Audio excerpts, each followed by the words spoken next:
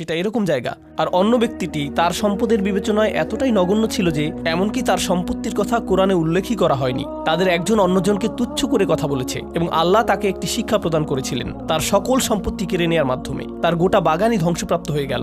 এখন এই দুইটি ঘটনা, অর্থাৎ গুহার অধিবাসীদের ঘটনা এবং বাগানের মালিকদের ঘটনা, এই ঘটনা দুটির অসাধারণ দিকগুলো হলো, একদিকে আপনি এমন তরুণদের সামর্থ্যকে উপেক্ষা করছেন যাদের কোনো বস্তুগত উপায় উপকরণ নেই।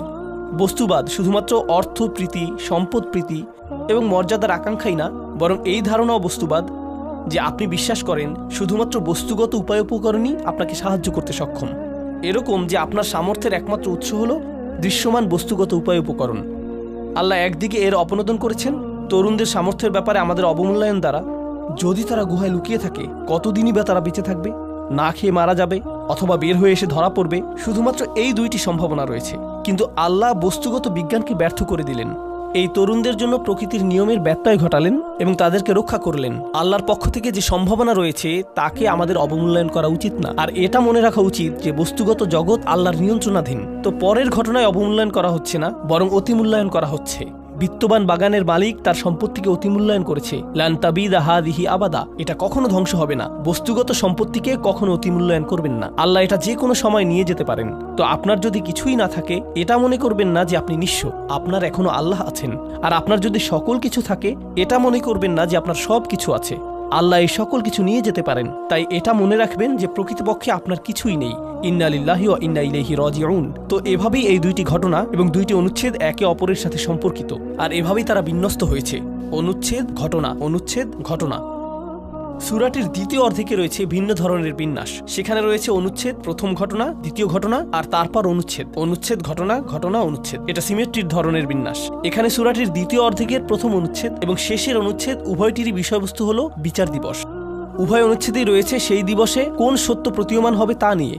আর উভয় অনুচ্ছেদই খুবই শক্তিশালী, গভীর তাৎপর্যপূর্ণ। সেখানে একটির সাথে অপরটির বেশ কিছু সম্পর্ক রয়েছে। আপনি যদি সতর্কতার সাথে এগুলোকে অধ্যয়ন করেন, তাহলে লক্ষ্য করবেন যে তাদের একটির সাথে অপরটি খুবই কাছাকাছিভাবে সম্পর্কযুক্ত। এগুলোর মাঝখানে আপনি যা পাচ্ছেন তা হলো আরও দুইটি ঘটনা।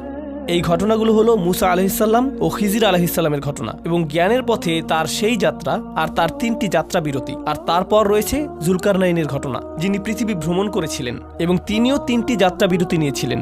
তো এই ঘটনার সামঞ্জস্য রয়েছে মুসা এবং খিজিরের ঘটনার সাথে। উভয় ঘটনাই তারা যাত্রা করেছিলেন, তারা উভয়ই ভ্রমণ করেছিলেন এবং তারা উভয়ই কিছু সমস্যা সমাধান করার চেষ্টা করেছিলেন। এখানে কিছু অমিলের বিষয় এসেছে। প্রথম দুটি ঘটনায় অমিলের বিষয় ছিল তরুণদের ক্ষেত্রে তাদের ক্ষমতার অবমূল্যায়ন এবং বাগানের মালিকদের ক্ষেত্রে সম্পত্তির অতিমূল্যায়ন। তিনি আমাদেরকে মুসা আলাইহিসসালাম সম্পর্কে শিক্ষা দিচ্ছেন, যিনি ন্যায় বিচারের মূর্ত প্রতীক। আর জুলকারনাইনও একই রকম। তারা উভয়ই ন্যায্য কাজ করতে চেয়েছেন, কিন্তু তাদের একজন তার চারিপাশের পরিস্থিতি পরিবর্তনে সম্পূর্ণ ক্ষমতাহীন। তার কাছে যা সঠিক মনে হয়েছিল তা তিনি করতে পারছিলেন না, কারণ তাকে নির্দেশ দেওয়া হয়েছিল যে তুমি কোনো কথা বলতে পারবে না, তুমি সমালোচনা করতে পারবে না। নৌকাটি যখন ভেঙে দেয়া হলো অথবা ক্ষতিগ্রস্ত হলো, অথবা যখন একটি শিশুকে আপনার চোখের সামনে হত্যা করা হয়, অথবা কোনো প্রতিদান ছাড়াই আপনাকে কঠোর পরিশ্রম করে একটা দেয়াল নির্মাণ করতে হয়, সেক্ষেত্রে আপনি কোনো কথা জিজ্ঞেস করতে পারবেন না। খালি চোখে দেখলে এটা অন্যায়। অন্যদিকে রয়েছেন জুলকারনাইন, যিনি অন্যায় দেখেন এবং এর সমাধান করেন। যেখানেই তিনি যান তিনি সমস্যার সমাধান করেন। মানুষ তার কাছে সমস্যা নিয়ে আসে আর তিনি তা সমাধান করেন। এখানে আল্লাহ এই অমিলটির মাধ্যমে যা বোঝাচ্ছেন তা হলো, কখনো বস্তুগতভাবে আপনার ক্ষমতা থাকবে পরিবর্তন আনার জন্য এবং কখনো কখনো আপনার তা থাকবে না। কখনো বৃহত্তর পরিকল্পনা চলমান থাকবে, বড় পরিকল্পনা বাস্তবায়নরত থাকবে। আর ইমানদারদেরকে অনুধাবন করতে হবে যে কখনো তাদের নাগালের মধ্যে বস্তুগত উপায় উপকরণ থাকবে এবং অন্য সময় তাদের নাগালের মধ্যে বস্তুগত উপায় উপকরণ থাকবে না, সঠিক কাজটি করার জন্য, ন্যায় বিচারকে কার্যকর করার জন্য। আর আমাদের অবস্থা এই দুইটির মধ্যে যে কোনো একটি হতে পারে। আর এই সবগুলো ঘটনার সারাংশ হিসেবে আল্লাহ বিস্ময়কর এই সূরাতে আমাদেরকে যা দিয়েছেন তা হলো পার্থিব জীবনের প্রতি আমাদের কাঙ্ক্ষিত দৃষ্টিভঙ্গি। ক্ষমতা থাকাটা আশীর্বাদ নয়, ক্ষমতা বঞ্চিত হওয়াটাও আশীর্বাদ নয়। আপনার যদি ক্ষমতা থাকে, এটাকে সঠিক পথে ব্যবহার করুন।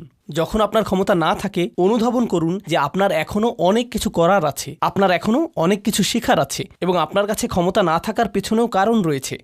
যখন আপনার কোনো উপায় উপকরণ থাকে না, সেক্ষেত্রে হয়তো সেই তরুণদের মতো কোনো মহাপরিকল্পনা বিদ্যমান রয়েছে। আল্লাহ যে কোনো উপায়ে আপনাকে সহায়তা করবেন। আর যখন আপনার প্রচুর বস্তুগত উপায় উপকরণ থাকে, অর্থ, মিডিয়া, ক্ষমতা, খ্যাতি ইত্যাদি ইত্যাদি, এগুলো কোনোটারই মূল্য নেই। আল্লাহ সেগুলো কেড়ে নিতে পারেন যখন তিনি ইচ্ছা করেন। তো সূরাটির শেষে এসে আমাদের নির্ভরতা সম্পূর্ণ চলে যাবে আল্লাহর কাছে। আমরা এখন সমাপ্তির দিকে যাচ্ছি। দাজ্জালের ধারণাটি হলো আসলে এমন কেউ যে বস্তুগতভাবে, বাহ্যিকভাবে, পার্থিবভাবে অবিশ্বাস্য জিনিস তৈরি করতে পারে। সে এমন জমিতে শস্য উৎপাদন করতে পারে যেখানে কোনো ফসল হয় না। সে এমন গতিতে ভ্রমণ করতে পারে যা অন্য কেউ পারে না।